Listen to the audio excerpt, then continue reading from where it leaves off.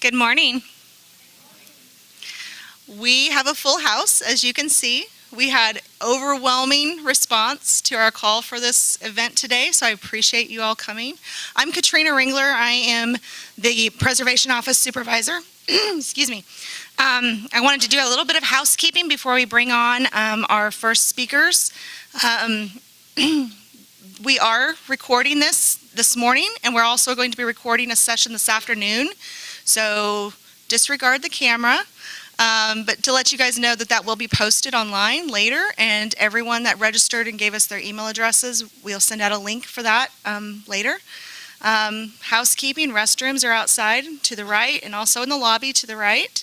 Water, coffee at the back, snacks, goodies, feel free to get up and get what you need. And we welcome you all this morning. To bring a little bit more of a welcome, our Executive Director, Jenny Chen, is going to address you guys, and then we will proceed from there. Jenny?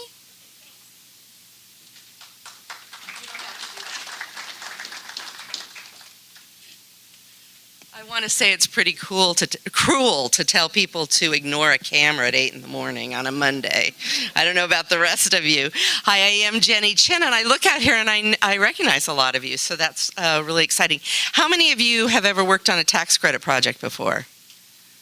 Okay, a good portion of you, but it looks like it might be about split, so that way you guys will know what your audience is. Well, I'm the Executive Director of the Kansas Historical Society, which also makes me the State Historic Preservation Officer. And I feel passionate about history of the state and preservation, so I'm thrilled you're here, because you must have some passion for historic buildings.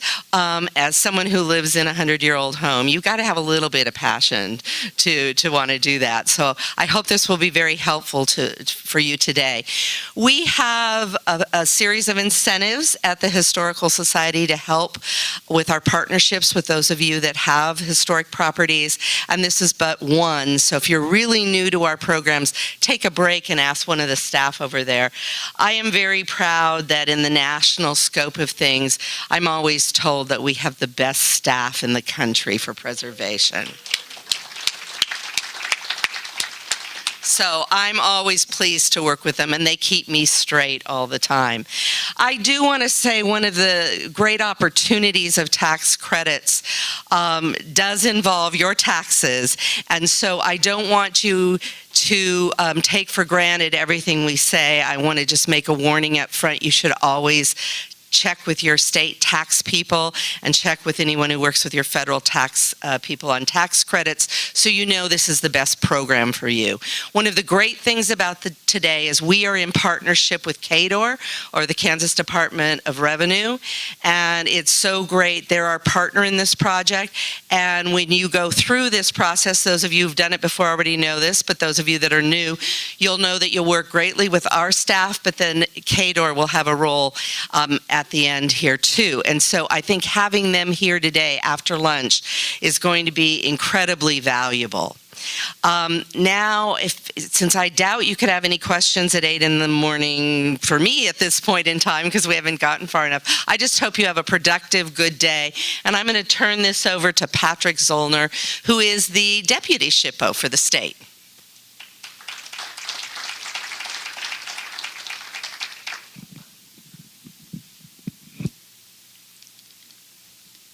Good morning. So when we were talking about planning this seminar, the staff said, well, Patrick, you need to do the welcome, and here's what you need to tell them. What is the history of the federal program, the state program? What are the impacts of those on historic preservation, and what would it be like without it? It's like, oh boy. So I didn't really do that, but I thought we would start, like Jenny often, Chris? Seemed like we already had, nope, too far. Yeah, we have to have one. We tested this before the morning and it worked. It went all the way to the end.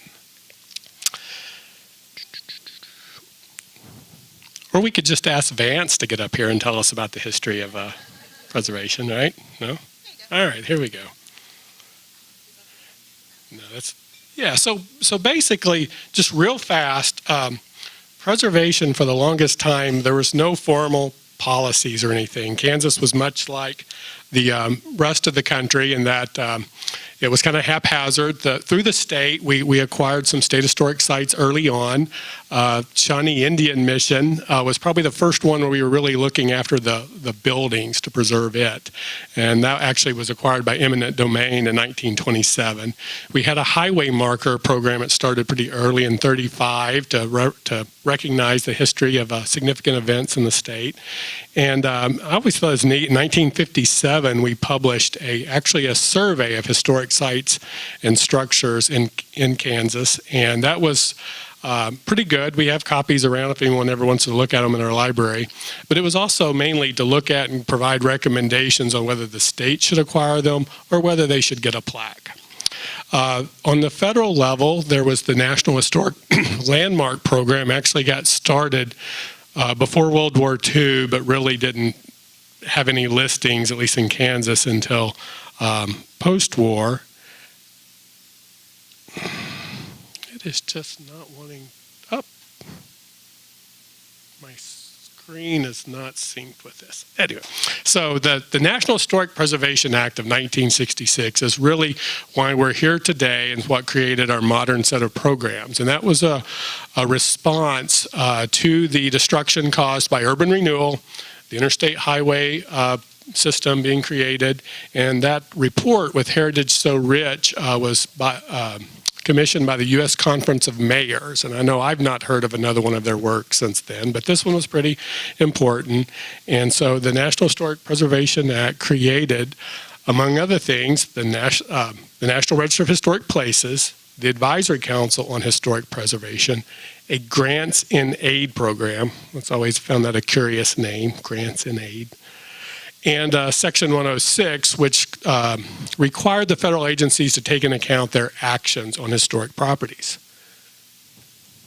So the National Register is basically the official list of the nation's historic places that are worthy of preservation.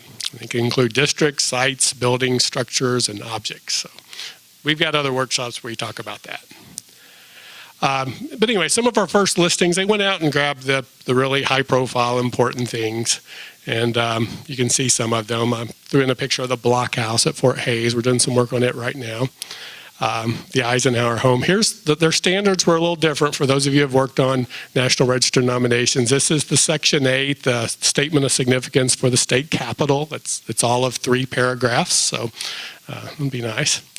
So what did we have for financial incentives in these early days? And that's interesting because we didn't have anything. Those grants and aids could be used to bricks and mortar, but in Kansas we had, in our Constitution, it forbid public monies to go to private owners. In fact, they had to eventually do a ballot measure to correct that. So even then we couldn't give money to people that owned historic properties unless you were a nonprofit. But in 1976, it was called the Tax Reform Act, or Section 2124, another bureaucratic name that we love. And this was the Park Service, and when they use their statistics and all, which you may see in later presentations, they go back to 76. But to my understanding, this was not a true tax credit, but it just allowed you to amortize your cost over 5 years. And it changed. It changed a lot in the early days to a 10%. But we still in Kansas didn't have any takers on that, unless you count the people illegally claiming the credit. I found it great that in this 1981, I think it was, Kansas Preservation newsletter, that they claimed there have been no certified property and no one is legally entitled to claim this credit. So we still didn't have any incentives for listings. And I did want to point out that in the past, some of you that's followed us and looked at our newsletters, we used to have this abstract house logo that we can't use, but I was going to lobby Jenny to see if we could go back to the grain elevator. That's really cool. So we didn't have any real financial incentives, but we did have something else. We had the state preservation law, which, you have to talk about carrots and sticks. And even though a lot of people, myself included, consider that the most progressive state preservation law in the country, there was a lot of maybe baggage around it and misconceptions, especially in regards to the environs component of the law. And it had a few changes here, as you can see. And finally, the environs component was removed in 2013. But I think it's fair to say, and we can talk to, again, we have people here that's worked in preservation through Kansas, that it was sort of a deterrent to National Register listings. And so, anyway, so we had no incentives, we had a law, but in 81, yet another tax act on the federal level introduced the 25% federal credit. At that time, we had about 300 properties listed in the National Register. And to talk about how things come, we often get asked, is it listed in the register or on the register? And well, in those early days, it was actually in the register because it was a book, like a hotel register. And so now I don't think it matters. But so we had about 300 properties. But after the passage of this, we hosted our first 2 tax credit workshops, just like we're here today. I think one was in Topeka, and 2 days later it was in Wichita. And I don't think we're going to Wichita on Wednesday. So. But still, in KP, there were only 3 rehab projects, roughly just more than $700,000. So, and then in '86, the credit was reduced to 20%, which is where it has stayed, mainly unchanged until last December when they changed some of the period that you have to take the credit. We did have the Heritage Trust Fund was created in 1990. 80-20 matching grant up to $90,000, and that's helped a lot, but it can reach relatively few property owners because we always have way more applicants than we have money, and so therefore it's a competitive process. And certain years we give out, around $1 million. It's been less of late, but that certainly helped. But we didn't really see a huge uptick in properties listed solely to take advantage. But then that all changed in 2001. And in 2001, and I'm not really going to say there's a lot of people in this room that were involved directly with that effort. I'll just say that they went out and they picked the best attributes of what existing tax credit programs were out there and what would really work. And I've been told, too, the emphasis wasn't so much on actual preservation, but on economic development. And that's what you'll hear more about the Secretary of Interior standards and the standards for rehabilitation. That's what it allows you to use an alternative use. So at the time that the state tax credit was created, we had approximately 700 properties on the National Register. And that of those 700, there was 32 listed districts. Most of those were residential. There were a lot of commercial districts at that time. But within 5 years of the passage of that, we jumped up. We had 300 lists. We were celebrating our 1,000th listing in 2006, and that included a pretty amazing 44 additional National Register districts. And I see some people here that's worked on those nominations and was during that time, and that was almost all because of being able to utilize both the federal and the state tax credit, and most of those were commercial districts. So currently, it did taper off somewhat. We have 1,467 listings in Kansas, 110 districts. Districts can continue to grow. And I didn't mention earlier, but it could have, I think, had a show and tell item, I forgot. But as part of preservation, we have surveys, what we call actually documentation of the historic resources. And that really was slower too, but with the creation of districts, with the tax credit, we spent a lot of HPF, which is that grants and aid money, our federal, for survey and National Register nominations, and we now have over 67,000 properties documented to some degree in our Kansas Historic Resources Inventory, our online database. So we think that we pretty clearly see the value of the tax credit. And so, well, what would it be like without the tax credit program? Well, I think we'd still have preservation. Jenny's always telling me we have to have plan Bs for if something changes from the state or federal level. But I am afraid we would see a lot more of this. And so it's truly been that important. When this particular building went down, there was no state tax credit program, and one has to wonder if that would have made a difference. And finally, I can't end on that slide. So here's just one example of what the state tax credit project has done. This is like a savings and loan or building in Concordia. It's twice been on one of our Facebook stars or sensations, and back when we posted the before photos in 2014, and I think this project was completed. I especially like our prismatic glass basement level walk there. So anyway, I think I'm done, and I want to turn it over to Katrina, and she'll tell you more of those boring statistics about the state program.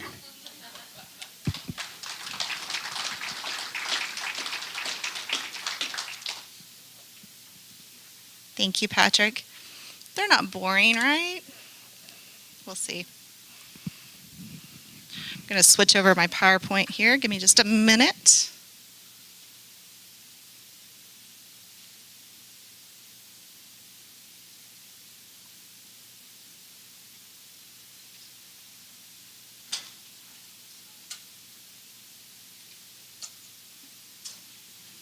All right.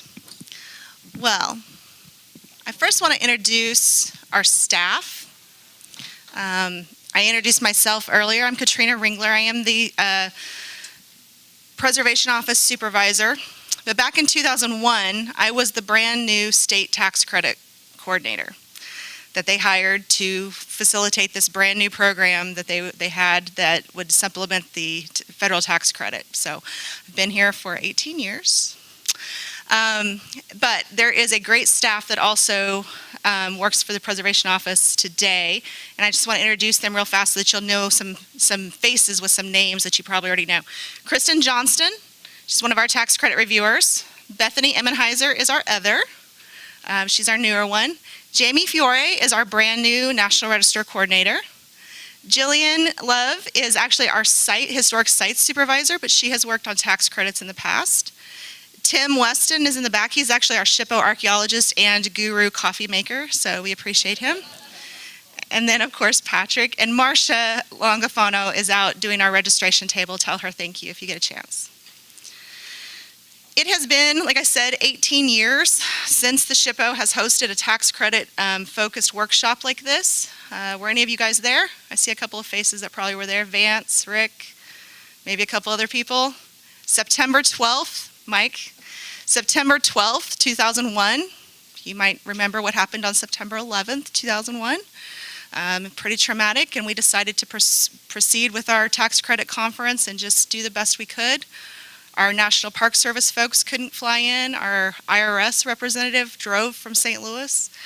So it was a tough day, but we got through it, and we started off our state tax credit program for Kansas on a sad but strong start. Like I said, there's familiar faces here today who understood the value of those programs back in 2001 when Kansas started their state tax credit program, and I think they continue to find value in it today. But to see so many unfamiliar faces today is really outstanding. We look forward to sharing our knowledge and our experiences with you today in hopes that we can expand the impacts of these programs across the state. Whoops. So I want to talk to you guys a little bit in general about the value of the tax credits, the value to the economy, the value to our communities. Most of the presentations today will be about the nuts and bolts of planning projects and filling out applications and using your credits. But I want to start off this morning with some numbers. Since 2002, Kansas has seen over $189 million invested in historic buildings utilizing our tax credit programs. Our state tax credit program, and over $540 million invested using our federal tax credit program. So buildings like these are utilizing those programs in a variety of different ways, and I'm assuming you guys are here because you have ideas about buildings in your community that could use them as well. Oops, keep going the wrong way. So we use software developed by the National Center for Preservation Technology and Training in cooperation with Rutgers University to figure out overall economic impact of those investments. These numbers are how we know these programs make a difference, not just to the buildings they help preserve, but also to the communities where the work's done. Since 2002, we've seen over 1,400 completed tax credit projects, both state and federal. About a third of these have been single-family residences. Nearly a quarter have been commercial projects, and another quarter have been civic or nonprofit uses, with the rest being multifamily residential uses. The investment made in these projects has resulted in over 12,000 jobs created, not just in construction-related fields, but also in the wider community. Historic preservation projects, as you may know, tend to be more labor-intensive. So the people doing the work spend money in local restaurants, they stay in hotels, they shop, they eat, so that money circulates through the community multiple times. It generates local taxes and other economic impacts just as a matter of course. As an example, whole communities have caught this bug and onto the benefits of utilizing the tax credits for the maintenance and preservation of their historic resources. In 2013, the entire city of Westwood Hills and Johnson County was listed to the National Register of Historic Places with wide local support. The city was platted in 1922 and includes a variety of early 20th century housing styles, in addition to a small commercial core. The National Register District includes 203 contributing buildings eligible for the tax credits, varying in construction dates from 1917 to 1963. Since that listing, 42 tax credit projects have been completed, and there are currently another 16 open projects underway. Many of the projects have been undertaken by property owners who have applied for the tax credits multiple times.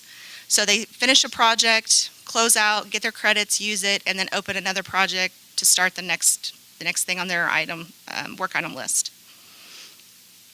In total, since 2013, building owners in Westwood Hills have invested $1.2 million in their properties. This investment has created 20 jobs, generated over $224,000 in tax revenues, with a local economic impact of over $1.4 million. So that's just one example of one community.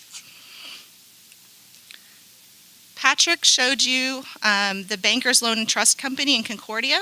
It's going to be sort of our superstar today because it's our most recent pretty picture.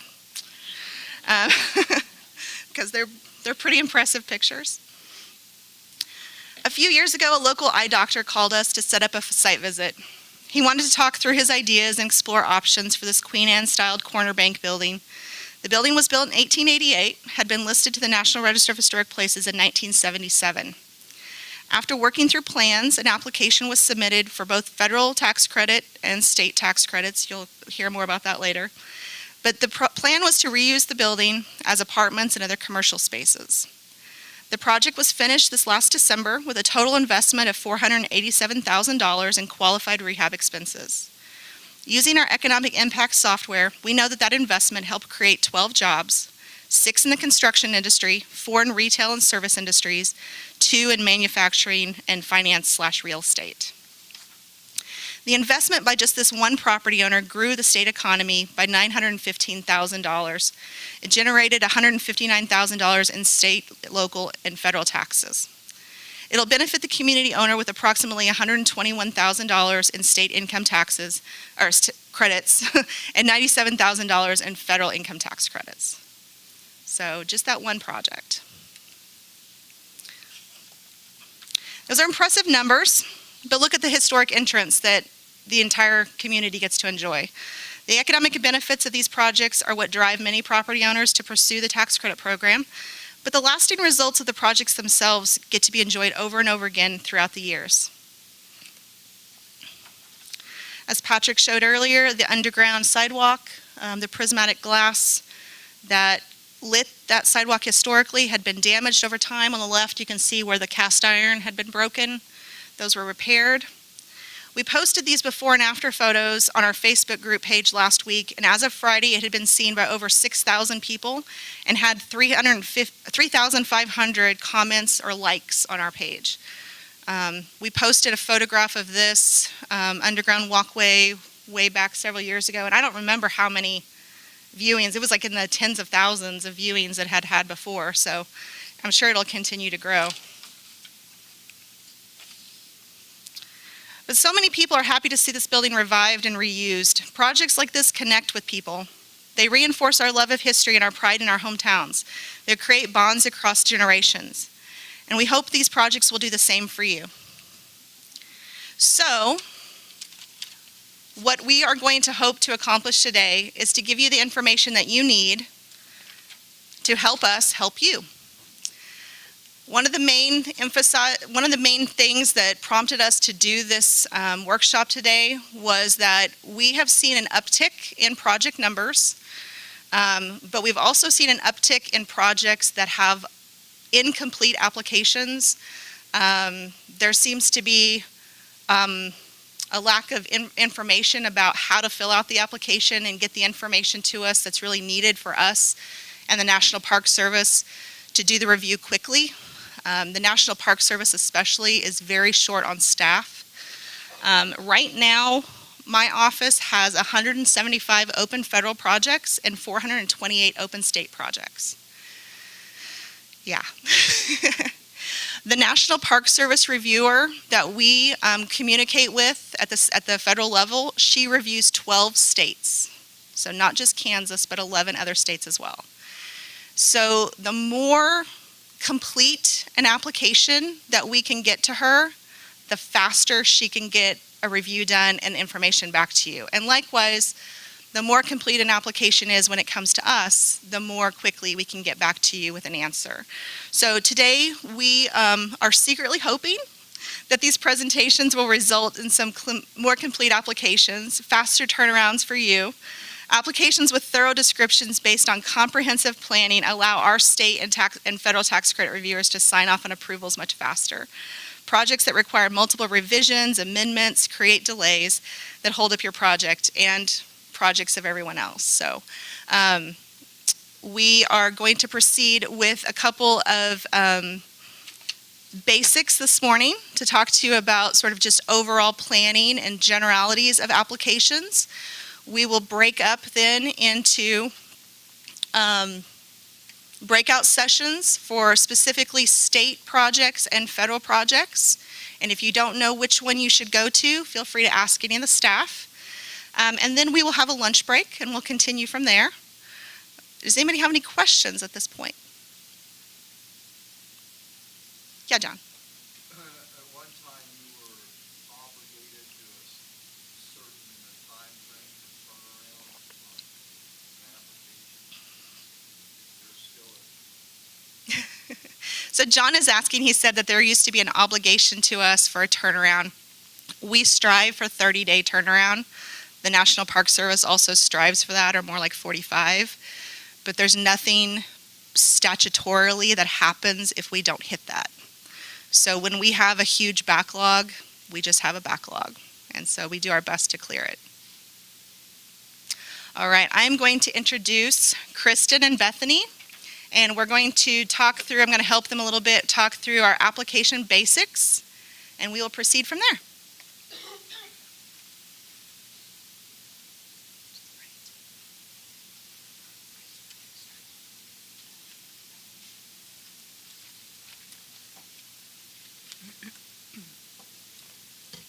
Well, just a little bit taller than Katrina. Remember that when you confuse us, who's who, I'm slightly taller than she is. So we figured we're going to spend the day talking about tax credits. We'd probably better make sure everybody knows what a tax credit is before we go any further. Since that's what the focus of our whole day is, we don't want anybody to be really confused. A tax credit pays the income taxes that you owe. It is not a deduction. This is usually the first thing I have to talk through with just about anybody doing these projects. It doesn't cause you to pay lower taxes. It simply pays what you owe for you. Our state credit is not reimbursable, so you have to owe credits or owe taxes and then use those credits to pay them. These credits can be used by owners of any listed building. It has to be your building, your money, or you have to be a contributor to a listed historic district. If you're a contributor or if you're individually listed, we treat you the same because that is just a status that goes with listing on the register. It has nothing to do with necessarily how you're reviewed, maybe a little bit of the paperwork. Okay, so tax credit's going to pay what you owe on your state and or federal taxes. It's not a deduction, so you can't claim that on your taxes. You have to own the building, and it has to be either listed or contributing. All right, everybody kind of on the same page? Terribly confused? Okay. Where's the thing? Here it is. All right, real quick. It's a lot of text on this slide, and that's okay. Don't worry if we don't get everything. The federal tax credit is a 20% federal income tax credit. So it's 20% of what you spend on your project that's qualified expenses that's going to come back to you in that credit. So if you're spending $100,000 on your project, you're going to get $20,000 in a federal income tax credit. For the federal program is for income producing buildings only. So commercial, rental, working farms, nonprofits, single family residences, government owned buildings are not eligible to use the federal credit. You have to be listed on the register or designated as potentially eligible. That potentially eligible is part of the process that could be talked about in the federal session later today. It's reviewed at the SHPO level and at the Park Service level. And you have to use those credits within 5 years of when you get them. And that's a new change that's come about recently with the tax reform.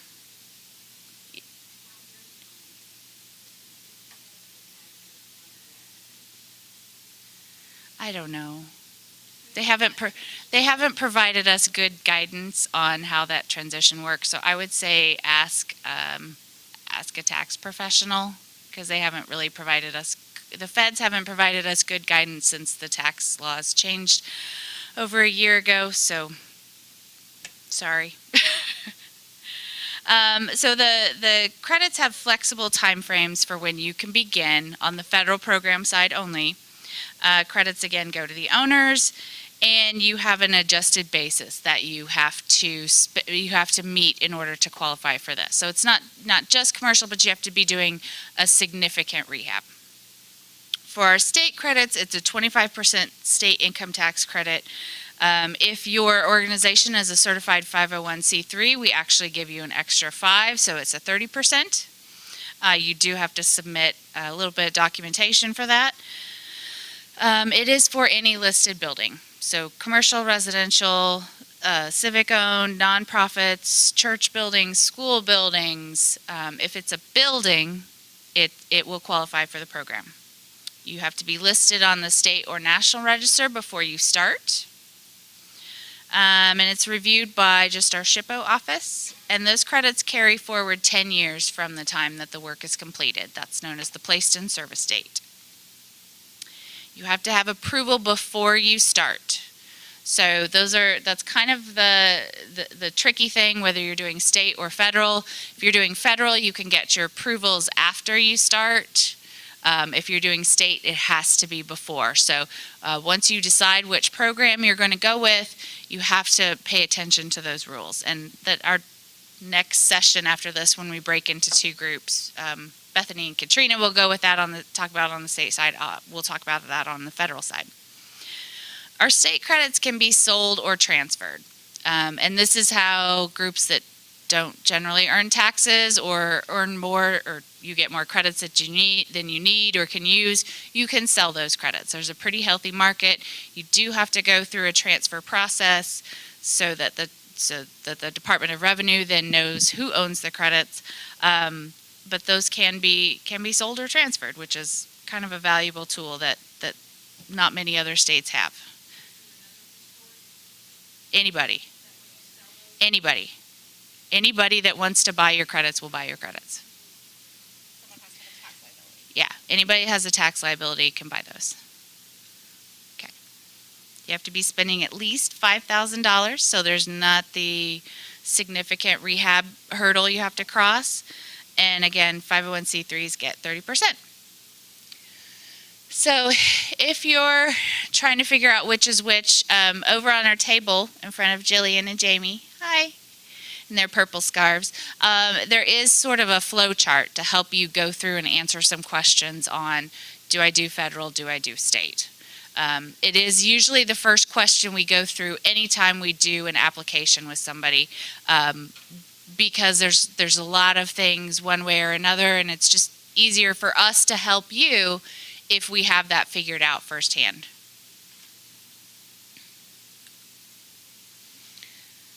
All right. So we're going to get into a little bit of application basics, and this is kind of for everybody. It's not just applications, but it's also putting everything together and kind of some decision makings and walking you through the process of starting and putting together your tax credit projects.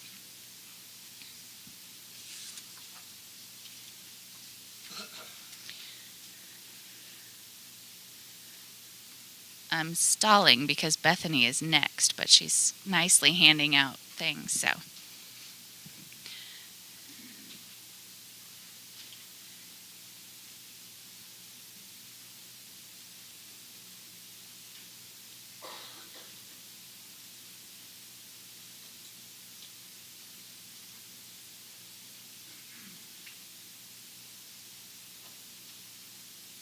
Here she comes. Here's Bethany.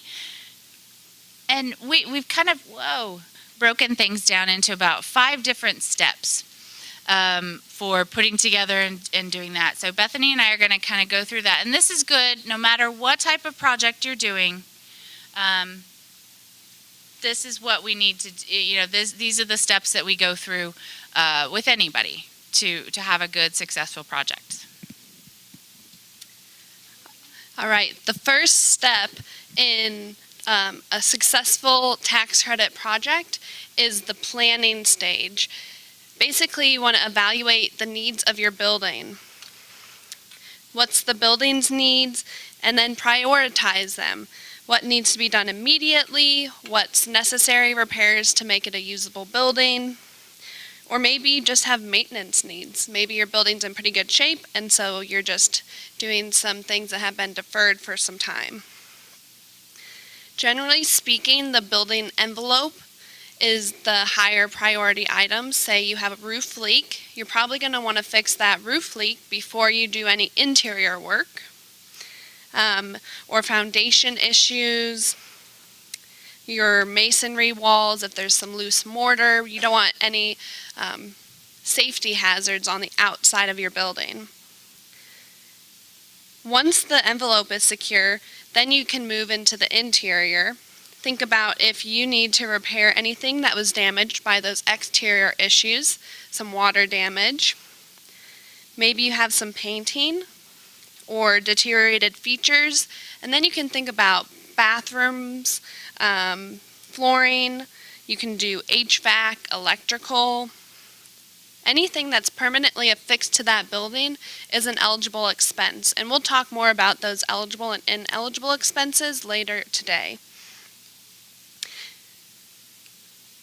And then you want to develop your team and talk to all the people that you might need to talk to when developing your scope of work for your project. So we definitely want you to consult with us. We are here to help you develop a strong scope of work that is complete. You may need to work with an architect if you have plans that need drawn up. If you have foundation issues, you may need an engineer. If it's a larger scale project, a preservation professional or consultant could help you with the project, filling out the paperwork and getting you through that. Definitely talk to your tax professional and see if the credits, you can use them or if it's going to be a benefit for you.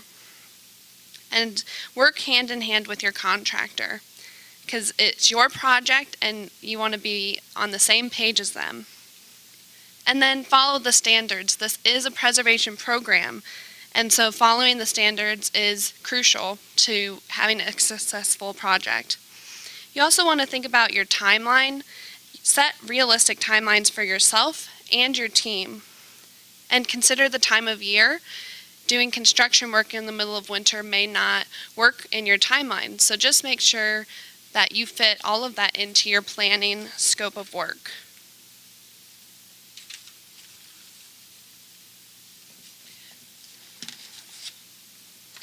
So Bethany's going to kind of give you the nice version, and then I'm going to come up here and tell you what to do and what not to do.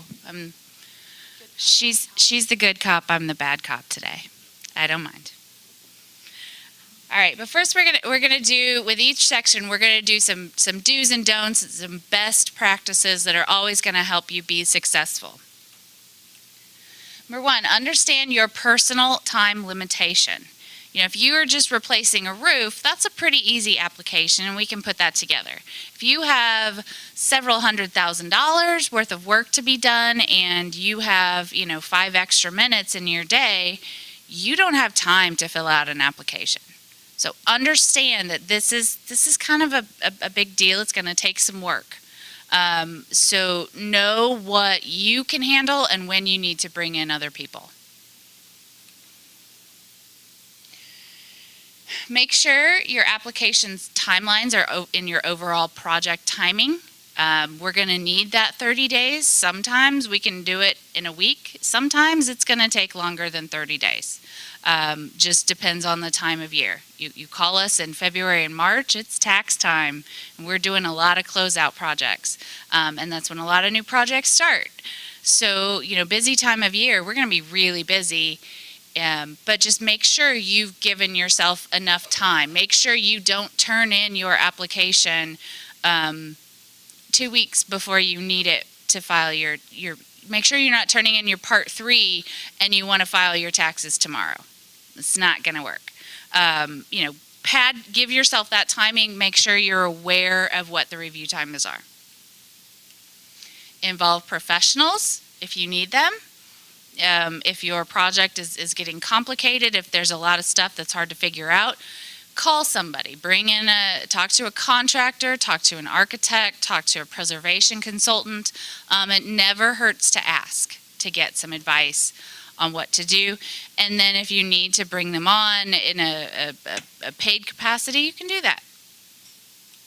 And research. There's a lot of stuff on the National Park Service website on how to prepare things, how to find it, how to evaluate your buildings.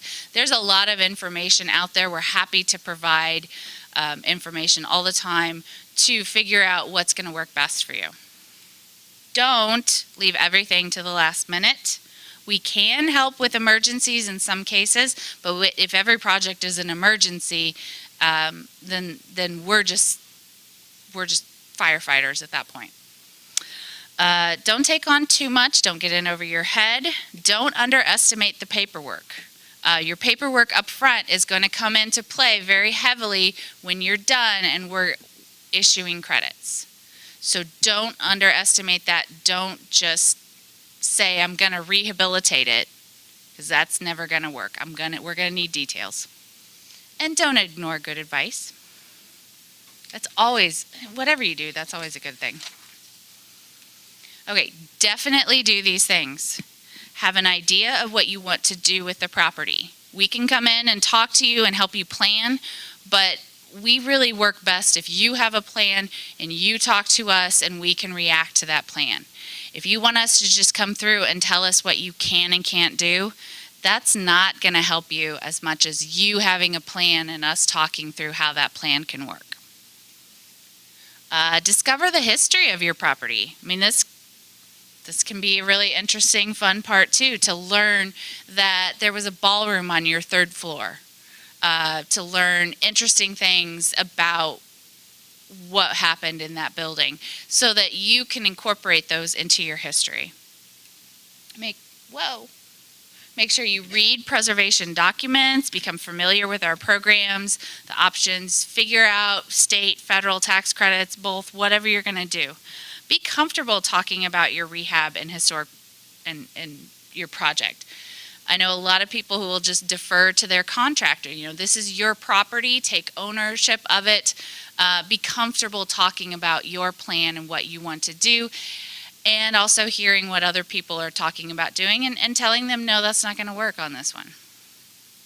Find people knowledgeable about historic buildings who are qualified to help you.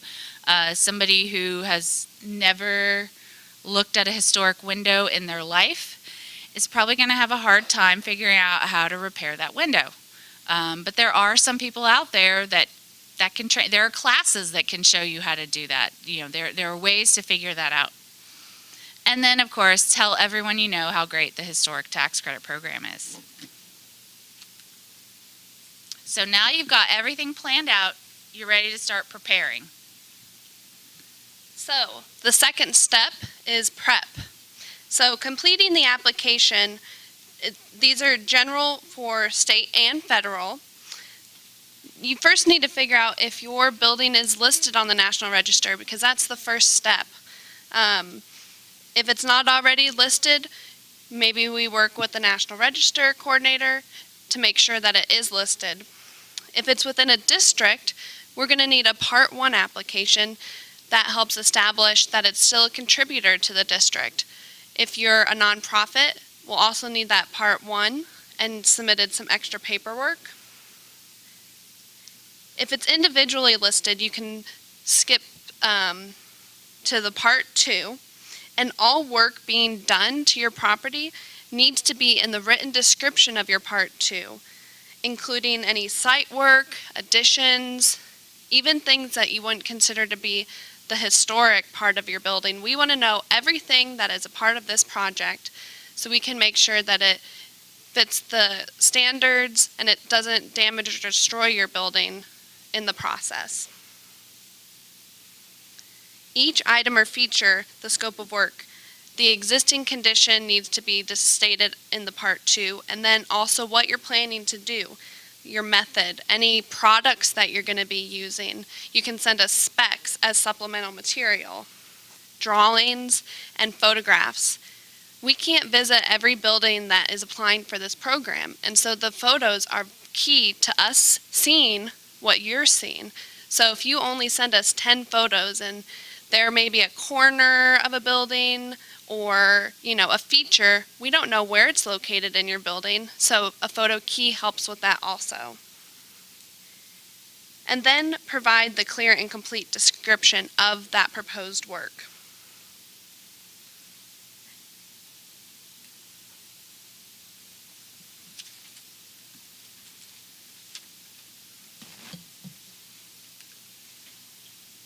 So as you're preparing your documents, you're putting your application together, you're doing your permits, you're doing a lot of stuff, continue to ask questions.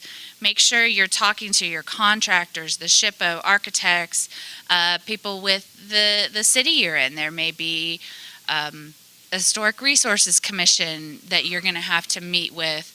And chances are our SHPO office wants to talk with the city, the people at the city, to make sure you're getting a consistent answer. So, there's lots of communication going on in the first part of a project. The more communication that goes on in the first part of the project, usually the better the project is going to be. Be aware of potential problems that can come up, and by this I mean if you have something that you want to do that we're not sure may meet the standards. Be aware that you may be asked to make changes. Be aware that you may not be able to completely gut the second floor of this building just to have an open concept office plan. Understand you are using a historic preservation program, and you definitely are going to have to follow some preservation rules. So you need to be aware of that as you're putting that in. Understand that your project is probably going to change. Very rarely have other than we're taking roof shingles off and we're putting roof shingles back on, very rarely does something go exactly as you plan it. Even in new construction, even in life, very rarely do things go as they plan.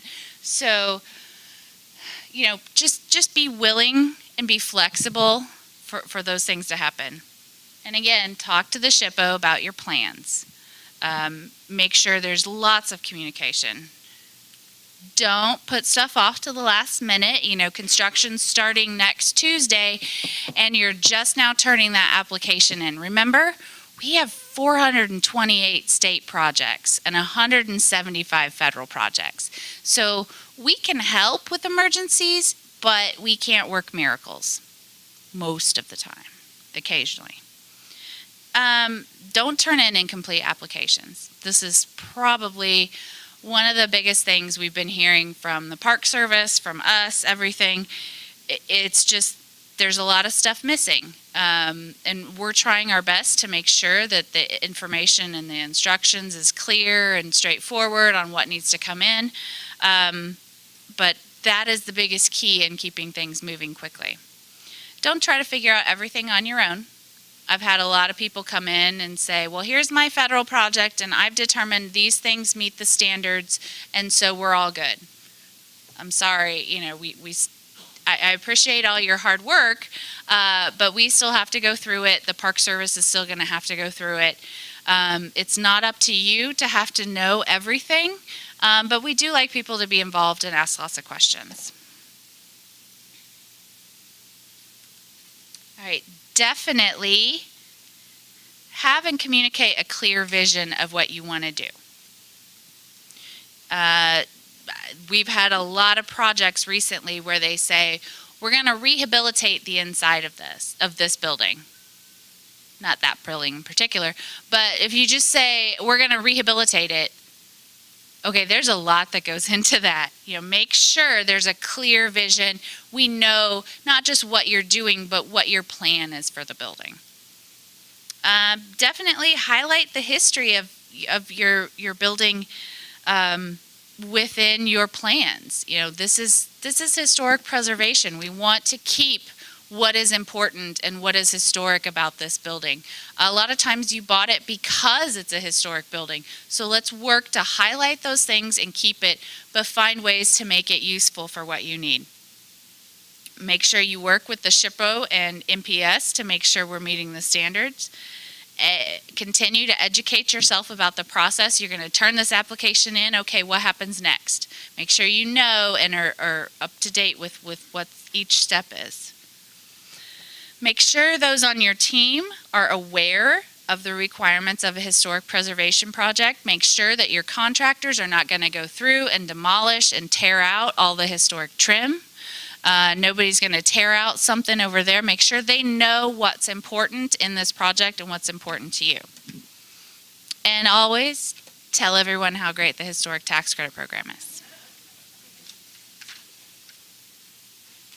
So, you've planned properly, you've prepared properly. Now now we have to do work. So you've got your approved Part 2 and you're doing your project. Do the work as described in your Part 2 application. If things change, submit an amendment. Call us. We can help you work through those changes. For example, if as you're in your project, you've started some demolition and something goes wrong and you have to rewire something. That's a change from your approved Part 2, and if it's not submitted, then you may not get your credits for that work. So just talk to us, let us know when a change arises, and we can help you get that. Additional photos may be needed, maybe some new drawings, product specs. So once you have started work, change orders, get amendments. So that's the most important part about doing the project, following what's been approved. And Kristen's going to tell you about some helpful hints about projects.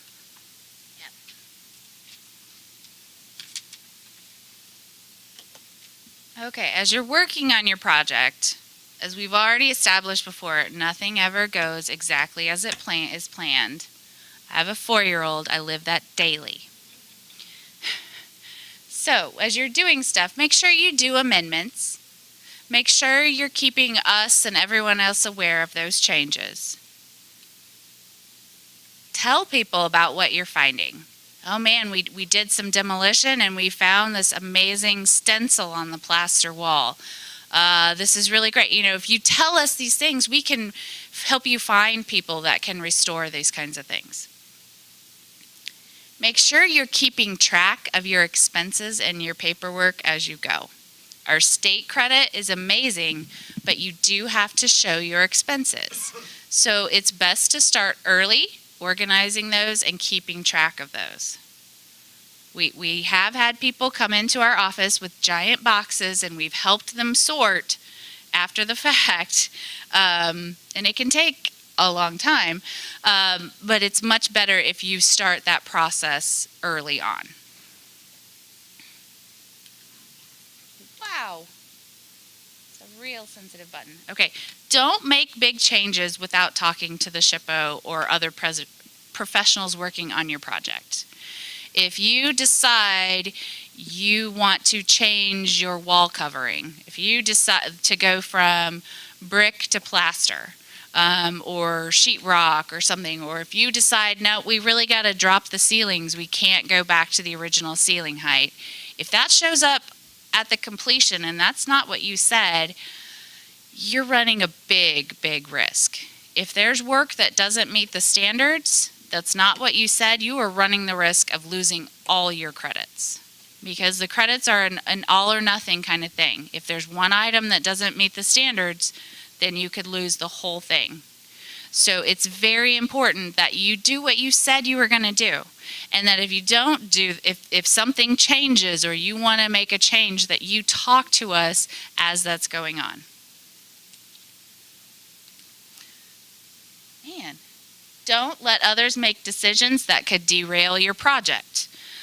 Don't let a contractor tear out an original storefront because they think it's old when that's really important. Sadly, that's kind of what happened there. Some miscommunication, they weren't talking, and the original storefront went away when that's what they were basing a lot of stuff on. It was able to be fixed, and someone just said, nope, we're going to take it out.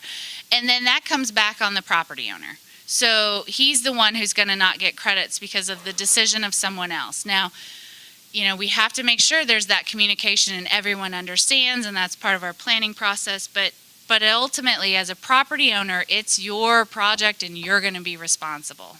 Your building, your money, your credits, your responsibility. And don't forget that you're trying to preserve stuff. We joke in our office sometimes that, hey, let's actually preserve something. So don't forget that that's the whole point of what we're doing here. Definitely be excited about your project. Share what you're doing with your community. Back to our favorite Bankers Loan and Trust Company building in Concordia, when we posted that, people in Concordia were really excited. Hey, look, I live there. Isn't that awesome? Look at this. We've had other projects where they're taking off the front cover and they put it on Facebook and it just blows up, and everyone who'd ever been to McPherson was so excited that they were taking off the metal and you could see the original of this building behind it. So share that, get that excitement. People love to see the history come back. So use that to your advantage and use that to create interest in your building. And people will start to love it as much as you do. Make sure you involve the SHPO with anything that comes along the way. Again, be very involved in talking to the people working on it. Preserve stuff, find historic things and keep it, and tell everyone how great the historic tax credit program is. All right, so you planned, you had a great project, it's great, it's fantastic. You're done. Now what do you do? Man, that's the most sensitive button ever. So you finished, so you're going to close out the project. So you're going to pull together all that paperwork and invoices you've been saving. You're going to take photos of the completed work so that we can see that the work is completed and then that it meets the standards. And if there was any changes, we probably would have heard about them already. So we want to see completed photos. And then you want to submit all of the paperwork. That includes all your invoices. We have an itemized sheet through the Department of Revenue that helps you organize all of those, and it helps us when we're reviewing. For the state, the SHPO evaluates and certifies and approves the physical work. Then the Department of Revenue audits it and issues the credits. Federal, we review it and make a recommendation to the Park Service, and they approve it, and then you can claim it on your federal taxes. So making sure that you're keeping all of the paperwork and necessary items that we'll need to close out the project.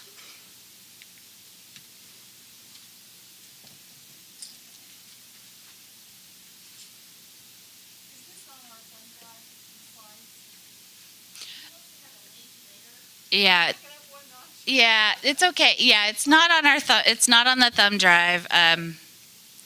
We, but it will be. We may post it online, and we'll send out a link to it. We have everybody's email contact info from the sign up. So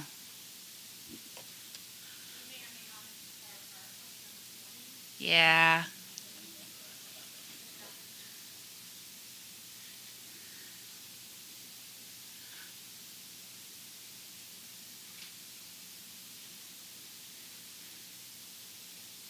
And some of this stuff will, if you're here about a state project, they're going to talk about what to do at the end of a project. In here, in the next section, and over behind the gift shop for the federal project. So this kind of stuff will be coming up a little later. And I'm going to give a little plug at the very end, after the last session. Our staff will be here in this room, available to answer any specific questions that you have. It's kind of your chance to sit down one-on-one. If you have questions about listing a building, Jamie will be here to talk with you about National Register. Or if you have archaeology questions or Section 106 questions, Tim will be here. State law questions. So we'll have our staff, our whole staff, available if you have questions about preservation in general, more tax credit questions, etc. So if you need a little more personal follow-up, we have that worked in at the very end of the day. Hopefully you won't be sick of us by the end of the day. All right. So when you're closing out your projects, make sure you reread your part 2 to make sure that your part 3 is going to have everything you said. Look at the descriptions of what you said, and then make sure you have photographs to show that. Make sure that the documentation is there so that your application's more complete. Gather up all of those photos and the paperwork and all that stuff that has to come in. And again, take tons of pictures, because if they're real pretty, they'll show up in our PowerPoint slide presentations or even on Facebook. Don't forget about the part 3s. I kid you not, we probably have some projects in our files that did the work and forgot to file the part 3, and it's been over 10 years, and now their state credits are expired. It happens.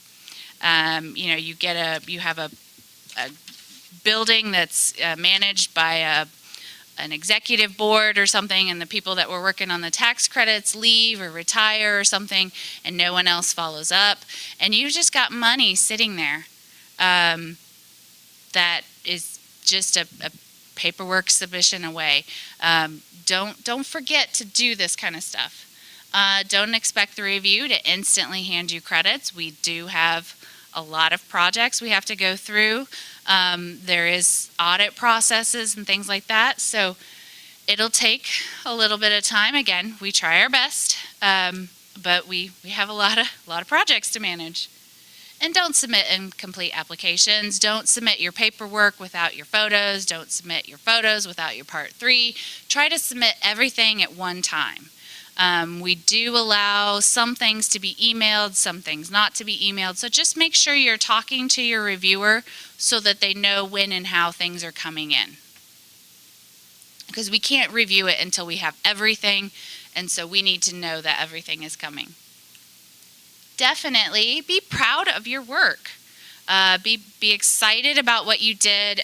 Show it off. Tell people about it. Provide proper photographs. Again, I cannot stress photographs enough. Make sure if you need it, you get professional help from consultants to help you with your documentation, or if your audit expenses are just too much, make sure you get help. You can talk to accountants on how you're going to use those credits. We do not give any sort of tax advice. Be very thankful for that. So we can't tell you how you're going to use this and how you're going to claim it, but there are people out there who can help you with that. Talk to the SHPO if you have concerns, if you're really excited. Let us know what's going on with this Part 3. You may need some legal help. You may need to figure out how these credits are going to be transferred or work out a transfer agreement. Some of those things you may need professional help on. And if this project has run you ragged, we always say good mental health is important, so get mental help if you need it. And again, tell everyone how great the tax credit program is. Make use of those credits. Once your project is completed, the credits have been issued, don't forget to use them. And if you can't use them for your first year, at least with the state program, you can use them up to 10 years. You can use a portion now, you can use a portion later. It's like store credit with the Department of Revenue, so they don't expire for up to 10 years. And if you can't use them, you can always sell them. We have lots of people always looking to buy credits that have the liability, so have no fear. And then repeat the process. Maybe you found out you have a passion for doing historic properties projects. You can reuse this as many times as you can. As long as you have about at least $5,000 worth of qualified expenses, you can repeat 1 through 5. So use your credits. And along with not just forgetting about your paperwork,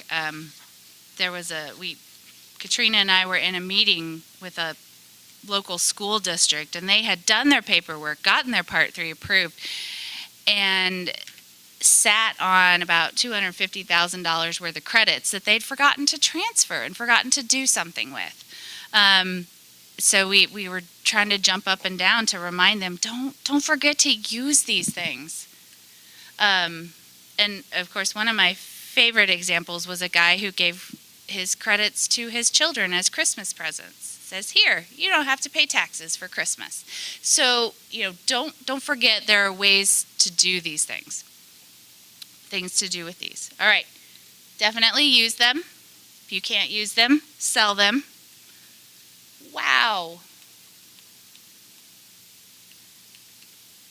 Don't forget you have credits, and don't ignore regular maintenance. Sometimes, just repainting, repairing, making regular fixes, that stuff can add up to $5,000 very easily. If you work with historic buildings, it's not hard to get to $5,000 on your expenses. So don't forget to keep using it.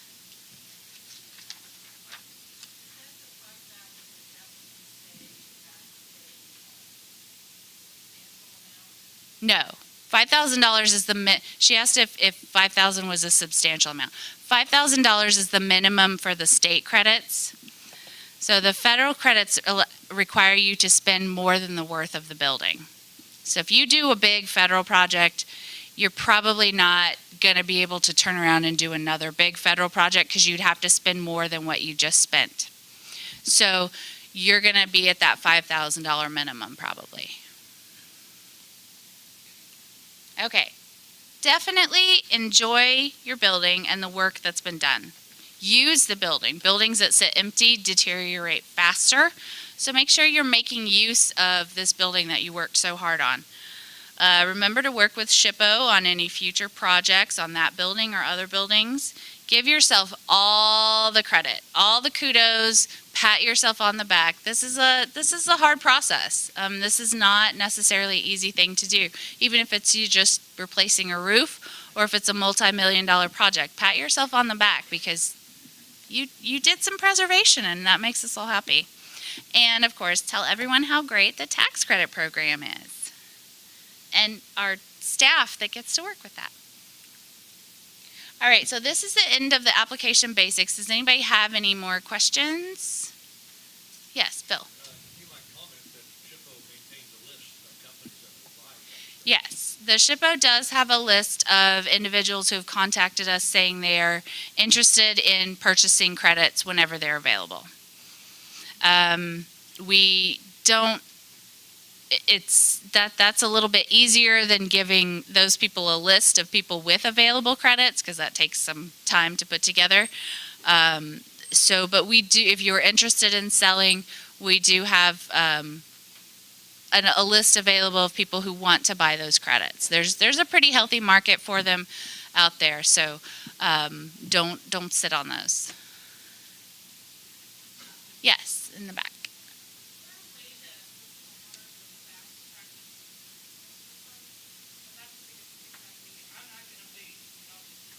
Yeah, she asked if there's a way to fast track homeowners with getting maintenance requests approved. Yes and no. I mean, some of that goes into the planning process. If they want to do this, they need to plan and give us time. If something is an emergency, you know, we can try to help. If we don't know it's an emergency, we're not going to be able to do what we can. I mean, I think right now my fastest Part 2 approval is 20 minutes. But they sent all the stuff. I looked at it. They were just painting the exterior. So it was a very quick review because I knew it was an emergency. But again, if everything's an emergency, you know, I can't necessarily accommodate that. It's just the program is not designed to manage that. So, you know, it is a little bit of time management. We also have to treat applications in the order in which they come. It's not fair to the 5 projects in line if I bump something in front of them, unless I have a good reason to do that. So some of that, you know, is just a little bit about project management, time management. We can accommodate that to some point, but not on a regular basis. Yes.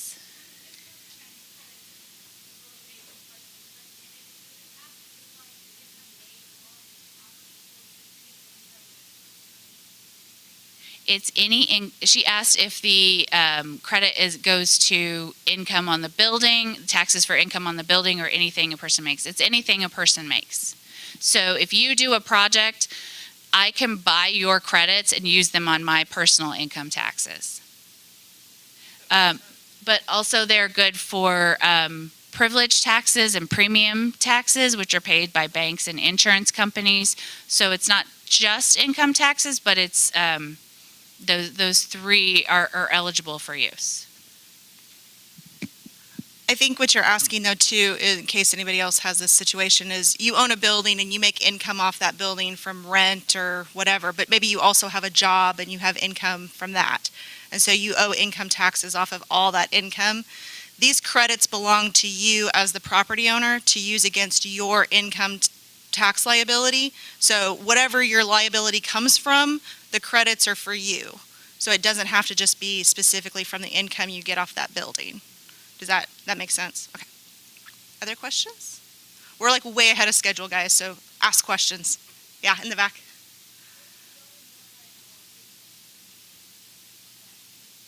Okay. If the building is owned by a LLC, then the LLC receives the credits, and LLC as a group has a couple choices. So the LLC itself can transfer those credits, sell those credits, or the credits would filter down to the individual shareholders based upon the ownership percentage. So that's why usually in the Part 2 or especially the Part 3, we have a form that asks for all the shareholders within the ownership to be identified with their percentages. So in case one of those shareholders wants to use their credits, we have that in place. We input that with the Department of Revenue so that they know who gets to claim what. But yeah, LLCs and other partnership entities, they can own it. The credits are going to go to the owner.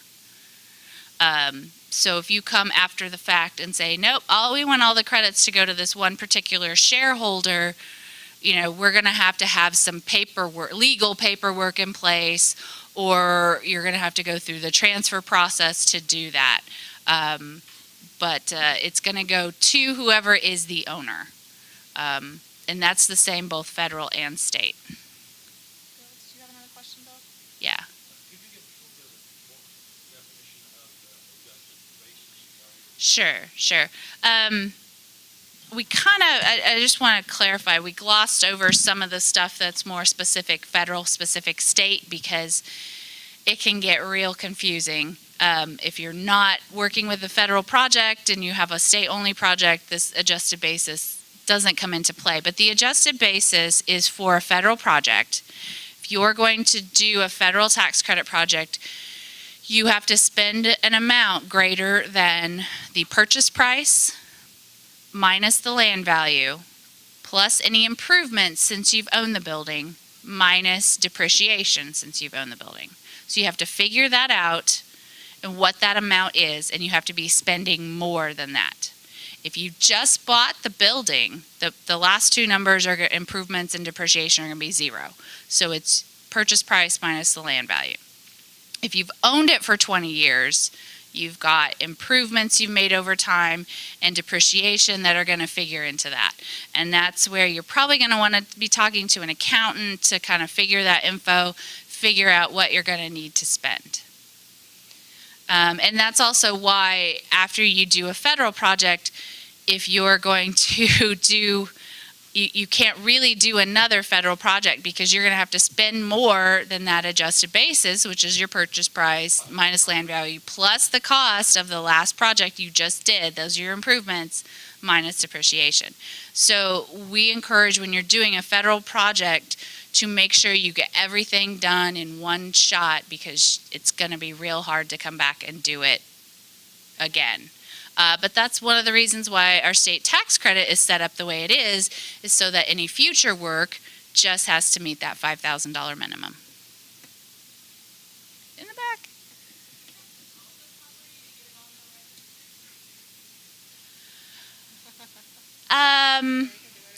Yeah. Okay. Let my boss answer.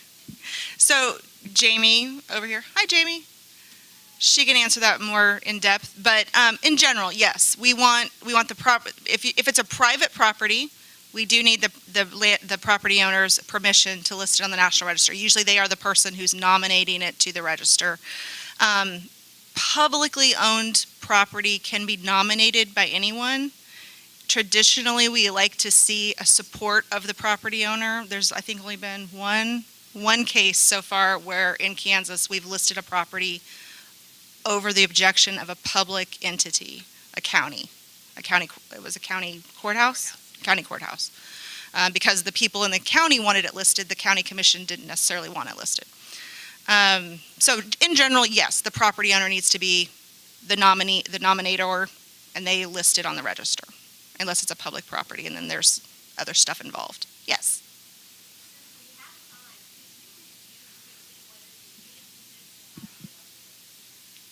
The tax credits. And it does sometimes. Advantages and disadvantages, I like to say, are in the eye of the beholder, because I think it's a great thing. You know, other people may not. Listing on the register qualifies you for our tax incentive programs. It also qualifies you for the grant programs, which I administer.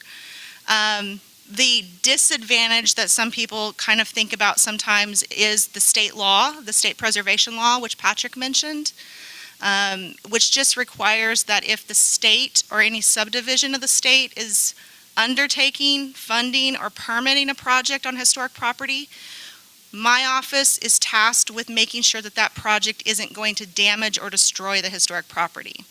So we are supposed to comment on that project before it proceeds. And if we think it will damage or destroy the property, then the local governing body or the state or whatever the governmental entity is doing the project or permitting the project has to have a meeting, a hearing, to determine if there are other feasible and prudent alternatives. So it's just a process that it's similar to like if you had to go in front of the planning commission or the zoning board or get your permit application approved. It's just a part of the process of doing a project. We can't stop you from doing the project or anything like that. Yeah, Jamie has a. This is my favorite advantage for enlisting in the National Register. We are creating public record. You want people to know about your building. You want people to come and visit your town. List it in the National Register. It's great for heritage tourism. It's great for researchers. If you really like World War II things, where do you go? Look it up on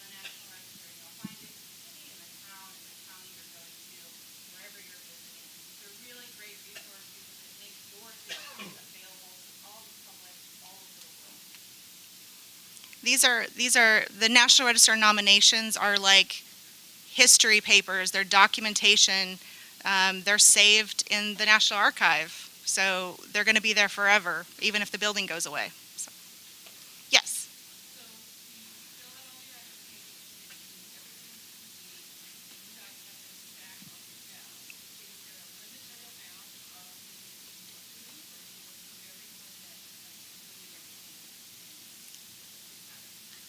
We review them in the order that are received. We do not have a limit on state tax credits or the federal tax credits. So if you do the work that you said you're going to do, and it gets approved, the paperwork's all approved, you get 20% federal and or 25% state.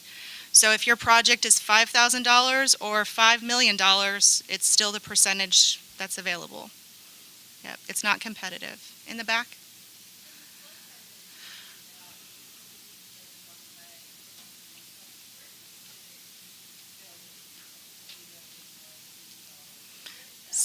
Civic, nonprofit, local government buildings are only eligible for the state credit because they're not income producing. They don't qualify for the federal, and also those property owners don't have a federal tax liability, so they couldn't use the federal credit.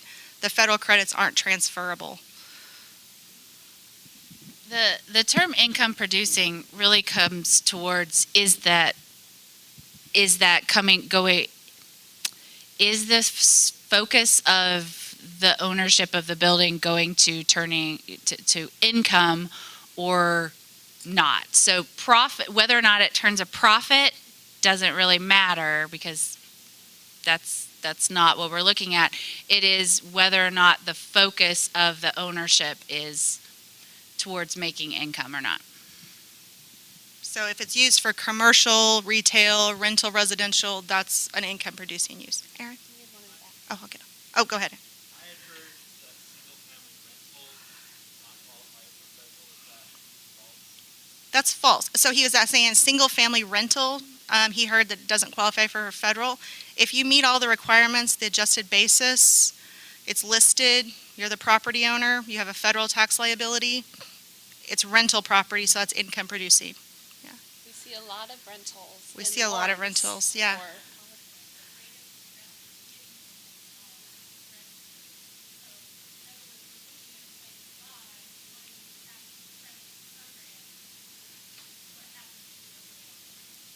So she was asking about what's the rate of success of getting on the National Register. Well, we do upfront a preliminary evaluation. So if you'd like to know if a property would be eligible for listing in the register, you can submit what we call a PSIQ, government acronyms, sorry, a preliminary form. And you don't have to be the property owner to submit a PSIQ. But you do have to have photographs of the interior of the building. So you need to have access at least to the interior. But once we see that PSIQ, we can tell you if we think it's eligible. And then if we think it's eligible, then it's up to you as the property owner to complete the nomination process. But if you fill out the nomination and it gets approved by our Historic Sites Board, which it probably is going to if we think it's eligible, the nomination has been filled out completely. I don't know, we don't really have a rate of, we haven't seen hardly any. Yeah, somewhere between 99.99 and 100. Other questions? Yes. Mm-hmm. District? Uh-huh. Not necessarily. Okay, that's a good question. So a historic district, Patrick mentioned the increase in historic districts that came about in the early 2000s because of the credit. So a historic district is just a grouping of buildings that have sort of an associated character, maybe a downtown, a historic neighborhood, it could be an industrial complex or a farmstead. There's a boundary around that grouping, but not everything within that boundary is considered to be contributing to the historic district. Buildings that are contributing are 50 years old or older, have integrity of place, design, materials, and contribute to the character of that district. You still need, so first of all, you would call us and say, my building at 123 Main Street, I want to know if I'm eligible for the tax credit. We look it up in our database. I'm sorry, 123 Main Street is non-contributing. But maybe it's non-contributing because in the 1970s, somebody put a metal slipcover over it. If you would like to take that metal slipcover off and then ask us again to reevaluate it, we could reevaluate it as contributing if the historic facade is still back there. If it's not back there, then unfortunately, it's probably still going to be non-contributing. But you have to be a contributor to a historic district to qualify for the tax incentives and the grant programs. More questions? These are great questions. Yes.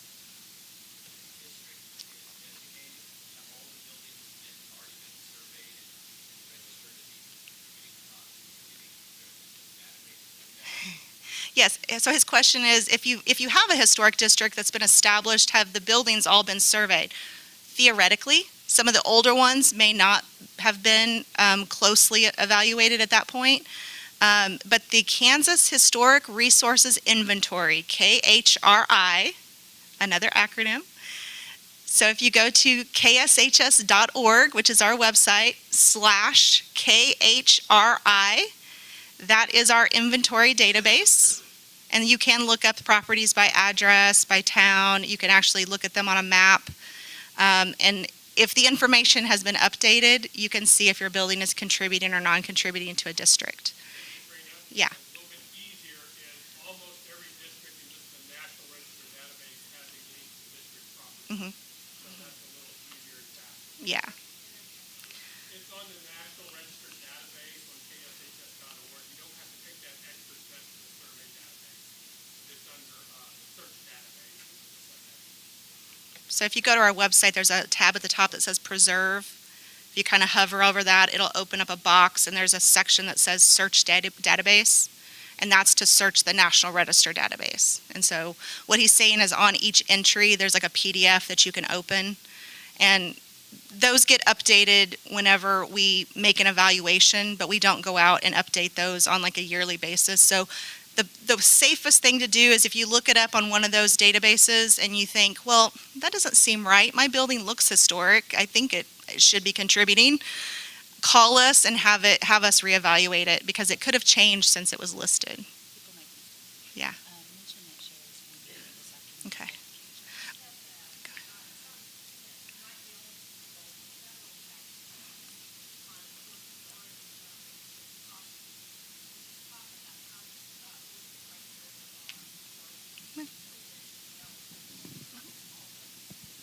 So some of this is going to be covered in the next sections too, but if you're interested in doing a federal tax credit project, so the federal program states that you only have to file a Part 1 before you're done if you're in a district. So you have to determine that you're eligible at some point before you're done. And that Part 1 process, which we'll talk a lot more about, is kind of similar to the preliminary review that we do here in our office. You have to put together information and photographs and explain, describe your building and then explain its significance. You can do that, and then our office and the Park Service will say, yes, this building is potentially eligible for the National Register as it currently sits.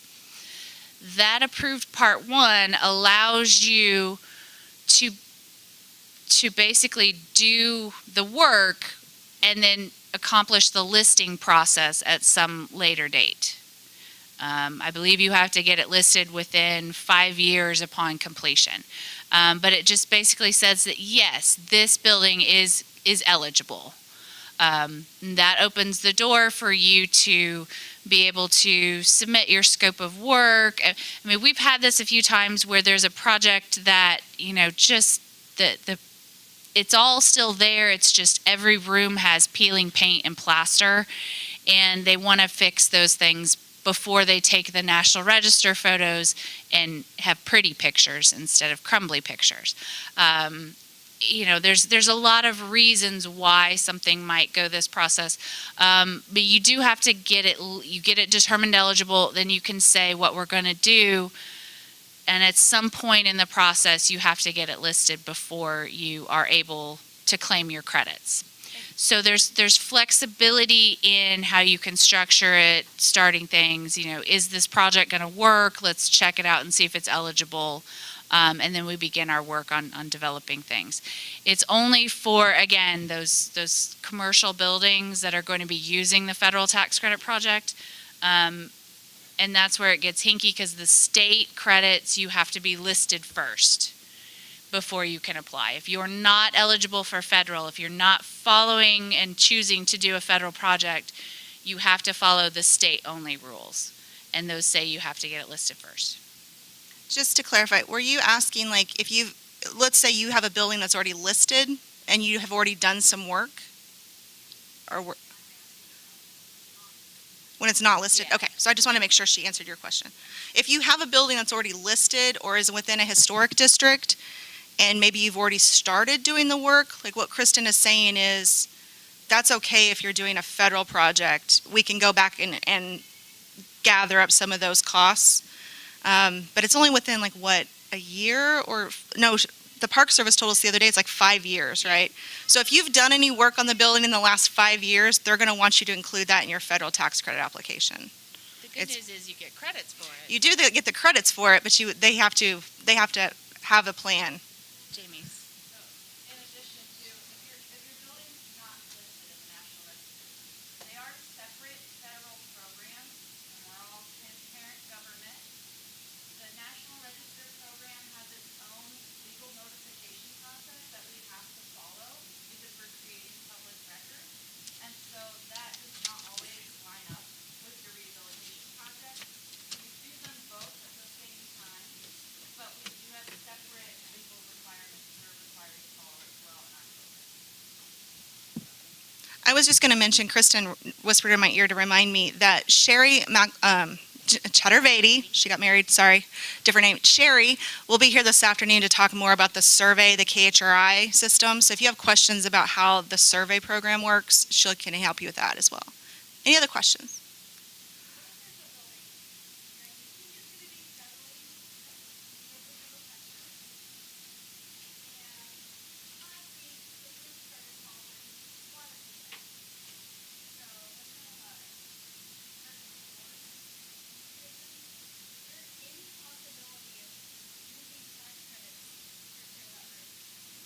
So you thought it was going to be a federal project, and it's income producing, and you've already submitted a Part 2 scope of work?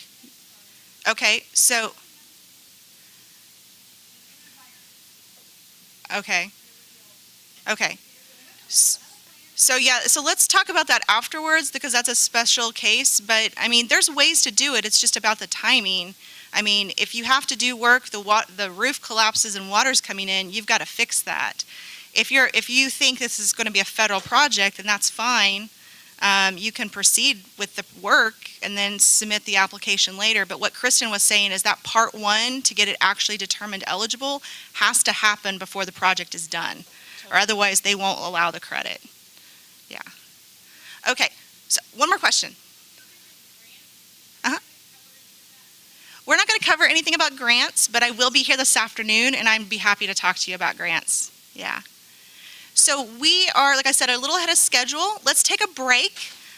We're going to set up for the next sessions. We are going to do a breakout between the state tax credit program to get into more details about the application, what qualifies for the state program, and then a separate breakout for the federal program. State tax credits are going to be in this room. Federal tax credits are going to be over behind the gift shop through the lobby. So just figure out which one you'd like to attend. Go have a break, refreshments at the back, restrooms, and we will start at, what do you think? 10. We'll start at 10 o'clock. That way we'll give you 15 minutes. That way we can move on. So will we go to one and then the other? No. They're concurrent. One or the other.